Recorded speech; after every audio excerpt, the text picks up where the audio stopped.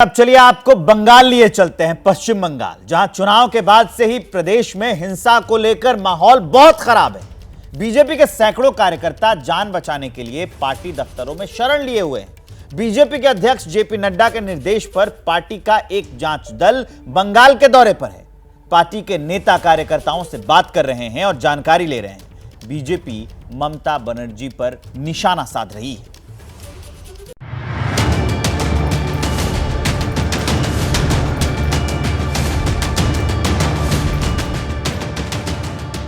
पहली तस्वीर कोलकाता की है, जहां बीजेपी की टीम ने पार्टी कार्यकर्ताओं से रविवार की रात मुलाकात की। दूसरी तस्वीर है वर्धमान की, जहां बीजेपी के 50 से ज्यादा कार्यकर्ता डर से पार्टी दफ्तर में छिपे हुए हैं। ये दो तस्वीरें बता रही हैं कि पश्चिम बंगाल में चुनाव के बाद हालात क्या हैं। बीजेपी अध्यक्ष जेपी नड्डा के निर्देश पर पार्टी के सांसदों की टीम पश्चिम बंगाल में हालात का जायजा लेने पहुंची है। इस टीम में त्रिपुरा के पूर्व सीएम विप्लव देब और पूर्व केंद्रीय मंत्री रविशंकर प्रसाद के अलावा ब्रिजलाल और कविता पाटीदार शामिल हैं। रविवार रात बीजेपी की फैक्ट फाइंडिंग टीम के सदस्यों ने कोलकाता में कार्यकर्ताओं से मुलाकात की और उनके दर्द के बारे में जाना।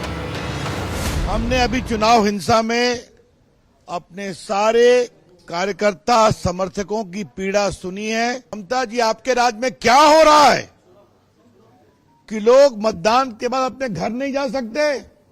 हर चुनाव में ऐसा क्यों होता है? महिलाएं भी पीड़ित हैं, ओबीसी भी पीड़ित है, माइनॉरिटी पीड़ित है। ये कौन सी डेमोक्रेसी है? हर को अपने घर में जाने का अधिकार है। ये हर हिंदुस्तानी का फंडामेंटल राइट है।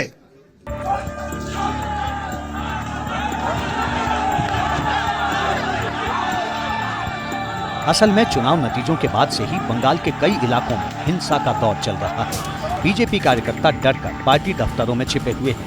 अब पार्टी ने पूरी जानकारी जुटाने के बाद हाई कोर्ट में जाने की तैयारी कर ली है। लोकसभा चुनाव में पश्चिम बंगाल में टीएमसी को 29 सीटें मिली, जबकि बीजेपी 12 सीटों पर सिमट गई। कांग्रेस को सिर्फ 1 सीट मिली। 1 जून को आखिरी दौर के चुनाव के बाद से ही अलग अलग इलाकों में स्थिति तनावपूर्ण बताई जा रही है। वर्धमान में भी बीजेपी के दफ्तर में 50 से ज्यादा कार्यकर्ता जान बचाने के लिए छिपे हुए हैं। पूर्व सांसद दिलीप घोष ने कल इनसे मुलाकात की। बीजेपी की केंद्रीय फैक्ट फाइंडिंग टीम के सदस्य आज कूच बिहार के दौरे पर हैं।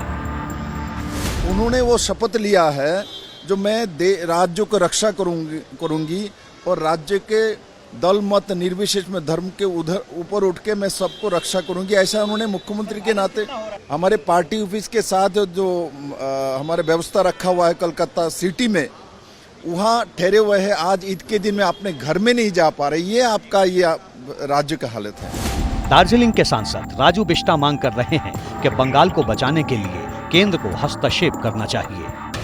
डराना, धमकाना और जो है लोगों को आतंक करना, ये टीएमसी का मॉडल बन चुका है और इस मॉडल के चलते टीएमसी का मनोबल और बढ़ा है। सरकार बार बार जो है बदमाशी कर रही है, आतंक फैला रही है और लोगों को तंग कर रही है, तो ऐसे सरकार को रहने देना ही क्यों चाहिए? हम सब का गार्जियन है। भारत सरकार को, राष्ट्रपति को इसमें हस्तक्षेप करना चाहिए। आखिर ये चल क्या रहा है? राज्य में हिंसा रोकने के लिए केंद्रीय बलों की 400 से ज्यादा कंपनियां पहले से ही तैनात हैं। और अब आपको सीधे ले चलूंगा अपनी सहयोगी मनोज्ञा लोईवाल के पास। मनोज्ञा, बंगाल की सियासत में क्या चल रहा है? देखिए, विशेष एसआईटी का गठन बीजेपी के द्वारा किया गया है, जिसमें 5 सदस्यीय टीम अग्निमित्रा पॉल, जो स्थानीय विधायक हैं बंगाल से, विप्लव देब जो पूर्व मुख्यमंत्री हैं और वर्तमान में सांसद हैं त्रिपुरा से, रविशंकर प्रसाद पूर्व केंद्रीय मंत्री हैं और उनके साथ 2 और व्यक्ति, करीब 5 लोगों की टीम जगह जगह जाएगी। और आज और कल लगातार ये फैक्ट फाइंडिंग टीम विभिन्न जिलों में जाएगी। बीजेपी का दावा है कि करीब 3 से 4 हजार ऐसे मामले हैं जहां पोस्ट पोल वायलेंस के आधार पर उन्हें एफआईआर या तो ली नहीं गई है या फिर सरकार द्वारा कोई एक्शन नहीं किया गया है। और आरोप सीधा तृणमूल कांग्रेस पर लगे हैं, क्योंकि वही पार्टी सत्ता में है। इस बार जिस तरह से प्रदर्शन हुआ है लोकसभा में, बीजेपी के खराब प्रदर्शन के बाद लगातार ये खबरें आ रही हैं कि विभिन्न जिलों में अलग अलग जगह पर बीजेपी के कार्यकर्ताओं को या तो मारा जा रहा है या परेशान किया जा रहा है या फिर उनसे किसी न किसी तरह की धमकियां दी जा रही हैं। बीजेपी का हालांकि दावा है कि ये फैक्ट फाइंडिंग की टीम के आधार पर ही आने वाले दिनों में बीजेपी की रणनीति तय होगी। आपको पहली बात बता दें कि कूच बिहार में आज जब टीम जगह जगह गई है तो उसमें पार्टी ऑफिस गई है, जहां पर करीब 300 लोगों से मुलाकात की गई है और 300 लोगों से ज़्यादा मुलाकात के बाद अस्पताल में कई लोग हैं जिनसे मुलाकात की गई है। जो अस्पताल में एडमिट हैं ये वो लोग हैं जो बात करने को, सामने आने को तैयार हैं, लेकिन ऐसे भी कई लोग हैं जो या तो बात करने को तैयार नहीं है या फिर सामने आने को तैयार नहीं है। और जिस तरह से प्रशासन से मदद कभी नहीं मिलती है, जो भी विपक्ष की पार्टी होती है, उस आधार पर ये मानना है कि बीजेपी का फैक्ट फाइंडिंग कमेटी ये बताएगी कि वो क्या तरीके हैं जिसकी कारण या फिर जिनके आधार पर बीजेपी के कार्यकर्ताओं का कम से कम मनोबल सुदृढ़ रखा जा सके। बंगाल में रक्त रंजित राजनीति कोई नई बात नहीं है। ये पहला मौका नहीं है जब चुनाव के दौरान या चुनाव के बाद इस तरह की हिंसा नहीं हुई हो।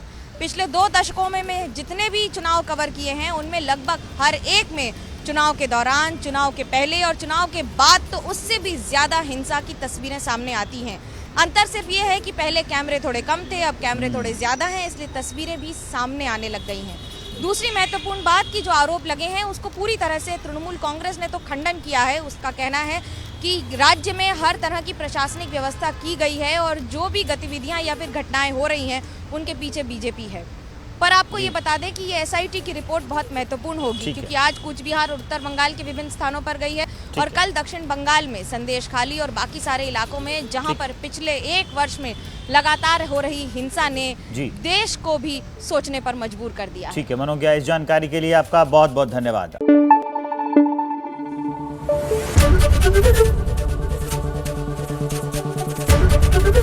एबीपी न्यूज आपको रखे आगे।